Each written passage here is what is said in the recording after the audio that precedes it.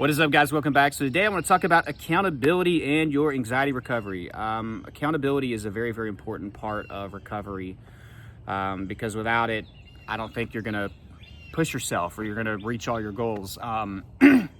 We get into this kind of habit of like just hoping, right? And pleading and praying that one day things are just going to get better. Especially in the beginning. For those of you that are in the beginning, do not waste months like I did, just hoping that I was going to wake up the next day and this would be gone. Once it's here, and once it's solidified, and once it's rooted into our subconscious, we're going to be in it for a little bit, even while we're trying to do the right things. And the faster that you can realize that, the faster you're going to get to work, the faster you're going to recover, right? We don't want to put a timetable on it, or we don't want to try to rush this, but if you start to hold yourself accountable and stop just hoping and praying that this is going to just go away one day, things will just be better for you. It's better to just go ahead and accept that, because every single day I was just like, maybe tomorrow will be better. Maybe tomorrow will be better. That's a good mindset, right? As long as you're doing things that you need to do in the process, to get better with your recovery. All the things that you see in my videos, the things you read about, the things you hear about, things your therapist is telling you to work on, all those things, you have to do those things too, okay? And that's what I want you to start holding yourself accountable to. At the end of the day, if you have a bad day, or if you're frustrated, or if you had panic attacks all day, and sometimes you're gonna have those things even whenever you're trying to do the right stuff, right? But if you're just really, really frustrated about where you're at and where you're at in your recovery or the process or your journey, ask yourself, am I really doing the things that I need to do? And I'm not talking about just the easy stuff, because some of you some of this is also about excuse making. And I guess today's video is one of those where it's like, you may not want to hear it, but you probably need to hear it.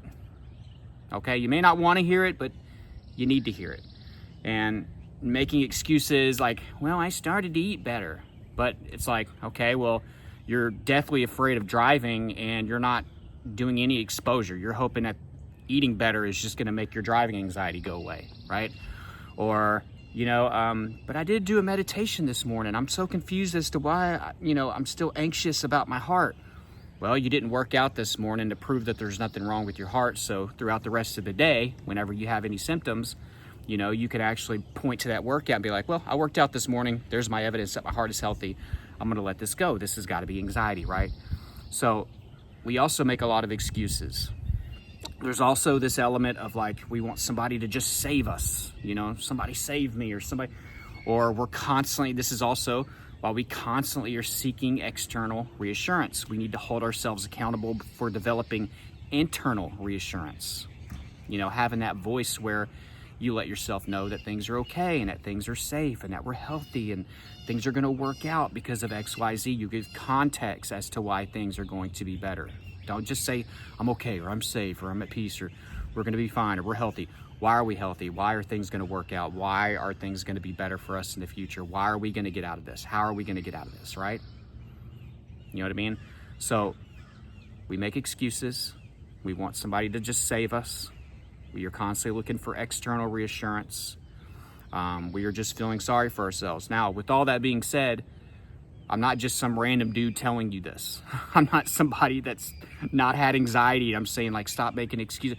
Guys, hopefully you can take this from me, maybe versus some random person just saying it.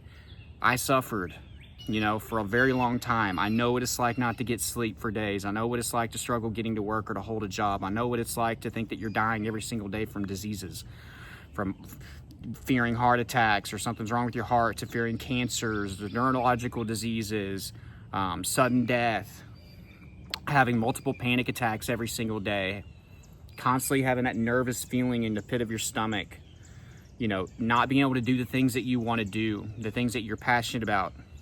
You're not traveling anymore. You're not fishing, you're not hunting, you're not painting, you're not hanging out with your friends. You can't sit through a whole movie. I know what that whole thing is about. So it's not just some random person saying this to you. So hopefully I don't sound insensitive. Again, this may not be what you want to hear, but it's what you need to hear. We have to start holding ourselves accountable. Things for me did not start to get better until I did that. I think the first time that I really, really, really held myself accountable was whenever I went out and ran, whenever I had an anxiety attack one day, because I finally realized, like, if I go to the ER again, this is not gonna change anything.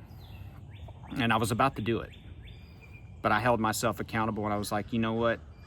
I gotta know, I gotta see. I know I need to go out and run. I've been avoiding this for a couple years now. And I would try to run and do things like that. I'm not saying I never tried, but I wasn't willing to push through that wall. I sure as hell was not willing to go do that if I had any type of an anxiety attack going on. So this was a big deal. I had to see if my heart was healthy, and it was my first big breakthrough. Don't think just breakthroughs are just aha moments and stuff. Breakthroughs take effort. You have to kind of like set yourself up for a breakthrough. You have to actually suffer a little bit going through your breakthrough. There was suffering and worrying about the fact, am I going to die? There might be a 50-50 chance I die whenever I go out here and run, having this anxiety attack, because I didn't have great acceptance. I thought there was probably still something wrong with my heart in addition to having anxiety. So, there's suffering even whenever you're having breakthroughs and whenever you're bettering yourself. So realize that it isn't just, you might as well go through suffering bettering yourself than going through suffering just sitting still, not doing anything. So pick your head up. Pick your head up. You are the one that's going to get you out of this. You are going to be responsible for you. It's nobody else's fault. Sure, people can put us down. I get it. Sure, we may not be getting the support from our spouse or our family or our parents. Sure, our therapist may not be the greatest one, or I don't know. Whatever it is, right? You have to be responsible for you. It's easy to blame it on something else. It doesn't have to just be people or your doctor or anything like that. You can blame it on your situation, my work life or my home life and everything. Well then, guys, I guess if that's what it's going to be and that's the reason you can't get out of it, then stop watching videos. Stop trying, I guess. You know what I mean? Where I'm going with this is like, that can't be an excuse for you if you want to get better, if you're going to really try to get better. Again, I hope and pray that this isn't sounding insensitive, and hopefully it coming from me, you can accept it a little bit more. I know some of you got rough life. I know some of you, some of this could have started by losing somebody. It could have been from a divorce, losing a job, having to move, your work life, your home life. Maybe you got sick at some point. But if we want to get out of this, we have to hold ourselves accountable. We have to do the things that we don't want to do. And I think that that's what it is. It's easy to it depends on the person, right? For some of you, changing your diet is the hardest thing in the world, but exercising is easy. For others, it might be the opposite. For some of you, you can do both of those things, but getting you to sit still and do mindfulness is just, it's hard for you, or it feels impossible. For some of you, you can do all these things at home, but you're so scared to go driving and you won't step, towards a vehicle.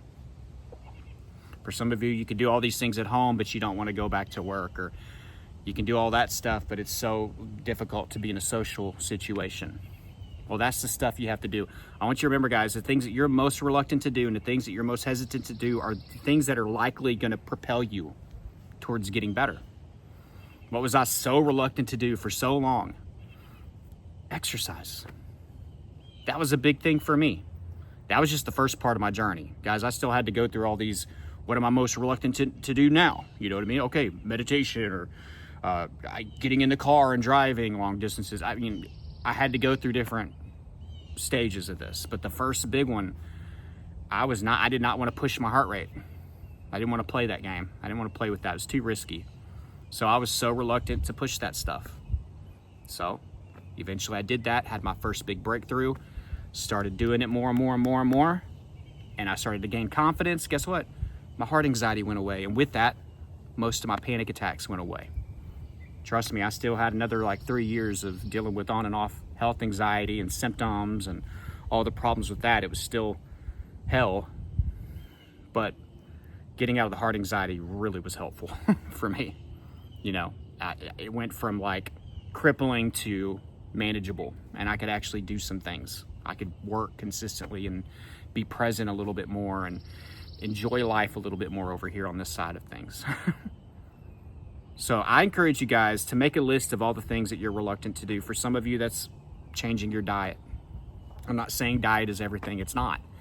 But there's a strong brain-gut connection. So it definitely helps. For some of you, it's going to be a bigger deal than for other people.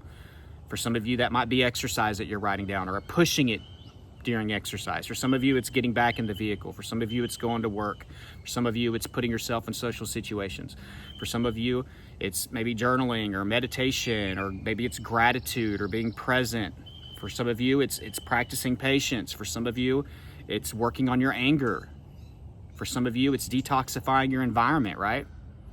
The things that you consume. For some of you, it's just putting your damn phone down. For some of you, it's getting out of a toxic relationship or changing your friend group, because that can hold you back.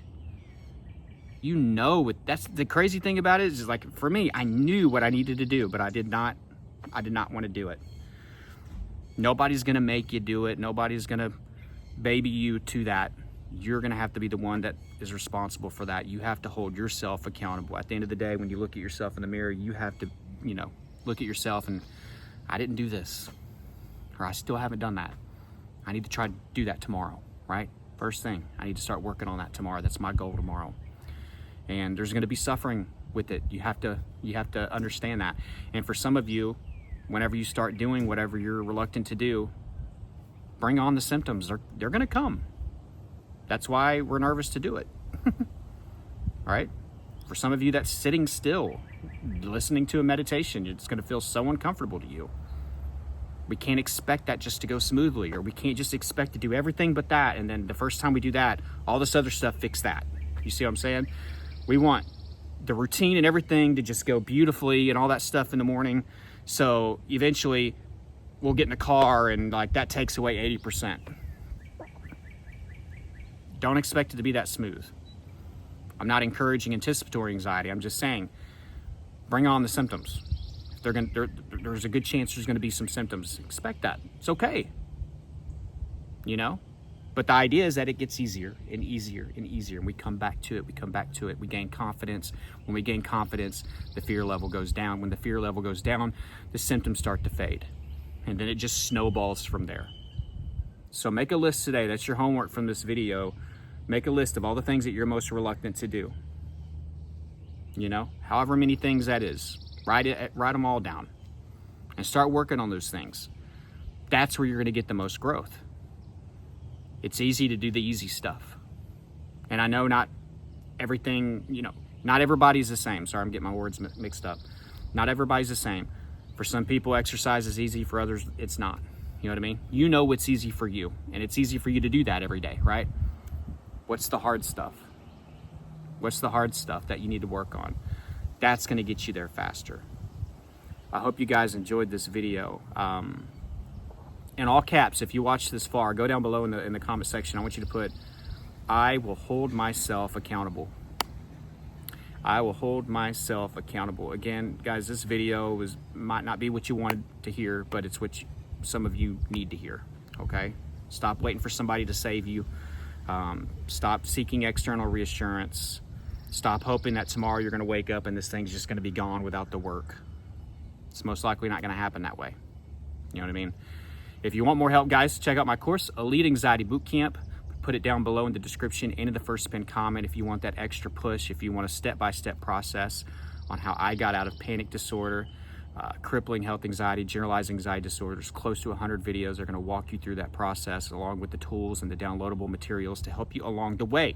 So if you need routine, foundation, perspective changes, insight on and recovery help, that course is for you. So check it out. A lot of people have gotten it. It's helped a lot of people. Okay, so be a part of that. My coaching information is down below as well. Please like this video, guys, if you got value. And until next time, keep fighting. Subscribe if you're new. Bye.